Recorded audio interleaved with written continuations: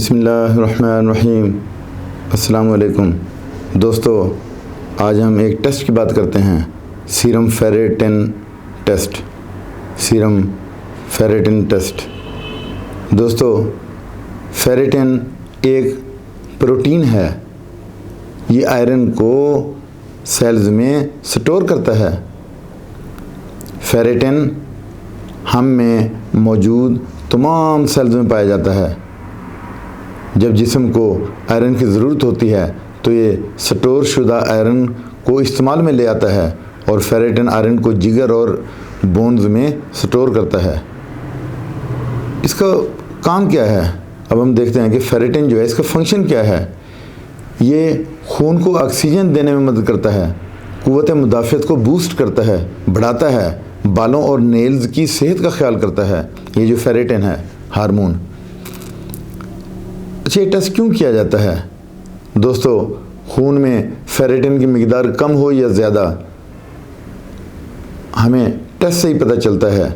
खून में फेरेटिन के कम या ज़्यादा होने का कोई ना कोई जवाब ज़रूर होता है।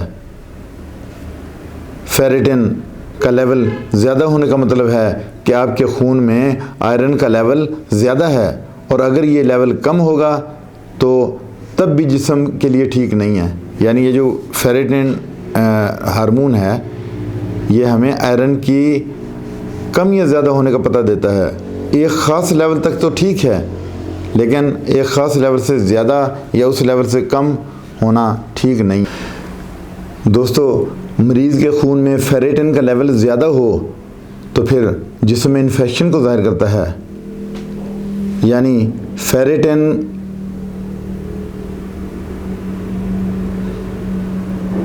अगर फेरेटिन जिस्म में कम हो तो आयरन की कमी को शो करता है, और अगर ज़्यादा हो तो इन्फेक्शन को शो करता है। यानी दो ही चीज़ें हैं कि अगर इसका लेवल ज़्यादा हो तो फिर इन्फेक्शन को ज़ाहिर करता है, और अगर कम हो तो फिर आयरन की कमी को ज़ाहिर करता है।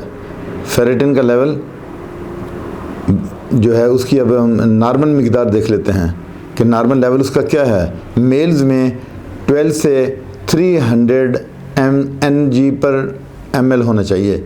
मेल्स में 12 से लेके 300 नैनोग्राम पर ml होना चाहिए, और फीमेल में 12 से लेके 150 नैनोग्राम पर ml होना चाहिए। अब हम काज़े जानते हैं इसके लो होने की, कि फेरेटिन लो किन किन बीमारियों में, किन किन कंडीशन में होता है।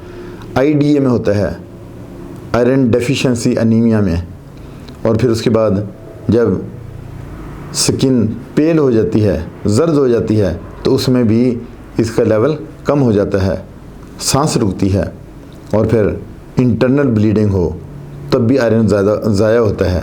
देखें ना, जब ये फीमेल को मेंसेस होते हैं तो उसमें क्या होता है कि ये आयरन की मिकदार निकल जाती है और वीकनेस आ जाती है जिस्म में। इसी तरह डेजीनेस हो यानी थकन हो तब भी इसका जो लेवल है वो कम होता है। और फिर उसके बाद एक्सेसिव मेंस्ट्रुअल हों, वही जब बात मैंने की है कि आयरन उसमें ज़ाया हो जाता है। उसके बाद सर दर्द हो और हार्ट फेलियर हो, और ये जो है कानों में टिनाइटिस की बीमारी हो, शोर शराबा हो, कुछ बजने की आवाज़ सुनाई देती हो, और लेग पेन हो, तो उसमें भी फेरेटिन का लेवल लो हो जाता है, कम हो जाता है। अभी हम काज़े जानते हैं कि ये हाई कब होता है, जब फटीग हो, और फिर उसके बाद अनएक्सप्लेन्ड वीकनेस हो। यानी वीकनेस तो है लेकिन वजह का पता नहीं चल रहा, उसमें भी इसका लेवल ज़्यादा होता है। दोस्तों, उसके बाद जॉइंट पेन हो, इसमें भी इसका लेवल हाई होता है। और उसके बाद सेक्सुअल डिसफंक्शन हो, यानी आपकी सेक्सुअल ड्राइव कम है, वीक है, तो उसमें भी इसका लेवल ज़्यादा होता है।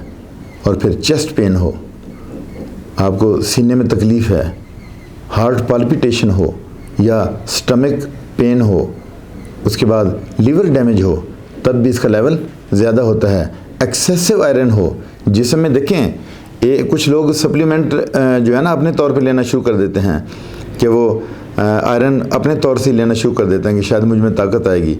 हालांकि आयरन बहुत ज़्यादा एक्सेसिव हो जाए तब भी नुकसान है उसका जिस्म में, और अगर जल्दी बीमारी हो उसमें भी इसका लेवल जो है वो हाई हो जाता है। ओवर एक्टिव थायराइड हो, यानी ये जो आपका थायराइड है ये ज़्यादा सक्रीट कर रहा है T3 और T4 को, तो उसमें भी इसका लेवल ज़्यादा हो जाता है।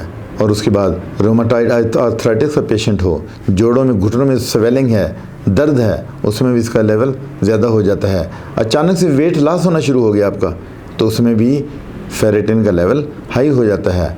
या टाइप 2 डायबिटीज़ हो आपको, शुगर के मरीज़ों में ज़्यादा होता है इसका लेवल। शराब पीने वाले लोगों में भी इसका लेवल ज़्यादा हो जाता है। और इसी तरह ये एक कैंसर की बीमारी में भी ज़्यादा होता है।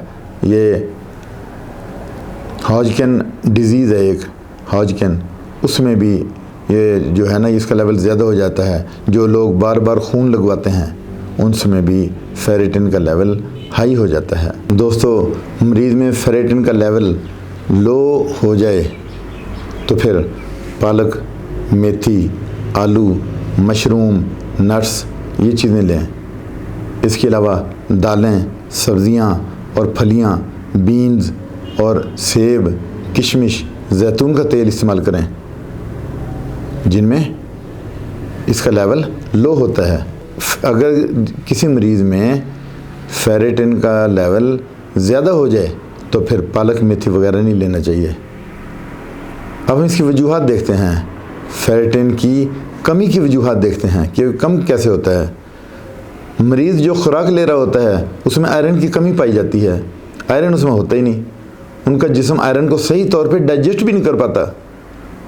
अब देखिए ना, आयरन अगर मौजूद भी है तो उनकी जिस्म जो है ना वो डाइजेस्ट नहीं कर पा रहा। ख़वातीन में प्रेगनेंसी में खून की कमी की वजह से आयरन की कमी पाई जाती है, तो लेकिन वो बाद में फिर वो लेवल ठीक हो जाता है। ये वक्ती तौर पे ही होता है इस तरह। अब हम इसका ट्रीटमेंट देखते हैं कि फेरेटिन का अगर किसी पेशेंट में लेवल कम है या बहुत ज़्यादा है तो उसमें होम्योपैथिक कौन कौन सी मेडिसिन है। सबसे जो अच्छी मेडिसिन है, देखें ये तो हमें पता चल गया कि फेरेटिन जो है ना वो आयरन की कमी या ज़्यादती को शो करता है, तो लेकिन हम इसकी मेडिसिन भी देखते हैं कि होम्योपैथी में जो फेरम मेट है ये 30 पोटेंसी में अगर आप लेते हैं तो इससे भी ये कमी पूरी हो जाती है। फिर उसके बाद जो अल्फ़ा जो सिरप है वो भी आप ले सकते हैं। मदर टिंचर है अल्फ़ा, वो भी बेहतरीन इसमें रिज़ल्ट देता है। उसके बाद जो है फीरू कैप्सूल हैं, ये फीरू सप्लीमेंट है ये, तो ये भी आयरन की कमी को भी पूरा करते हैं, विटामिन डी की कमी को भी पूरा करते हैं। और ये दिन में खाने के बाद दोपहर को एक लेना है ये।